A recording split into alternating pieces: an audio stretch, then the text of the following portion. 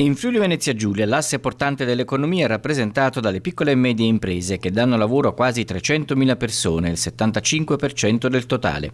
Il rapporto tra PMI e grandi aziende ci dice che sul totale delle attività produttive quasi tutte sono di piccole e medie dimensioni, il 99,8%, un confronto che conferma la presenza capillare e determinante delle piccole e medie imprese, ma allo stesso tempo apre il tema della mancanza di grandi imprese, praticamente inconsistenti se consideriamo che rappresentano solo lo 0,2% del totale. Va comunque detto che nonostante tutto in Friuli Venezia Giulia la presenza delle grandi imprese è ancora molto significativa. Ricordiamo il ruolo giocato nel capoluogo giuliano da Fincantieri, Generali e Illy Caffè, quello svolto da Schneider, Fantoni ed Electrolux nel Friuli. Anche in Friuli Venezia Giulia le piccole e medie imprese sono determinanti perché costituiscono l'asse portante dell'economia regionale.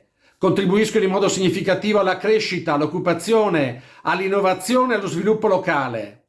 Esportano i propri prodotti in tutto il mondo e alla politica non chiedono sussidi, agevolazioni e contributi, ma desiderano essere messe nelle condizioni di operare con serenità, beneficiando di una burocrazia meno oppressiva, di infrastrutture pubbliche efficienti e di un sistema fiscale più favorevole.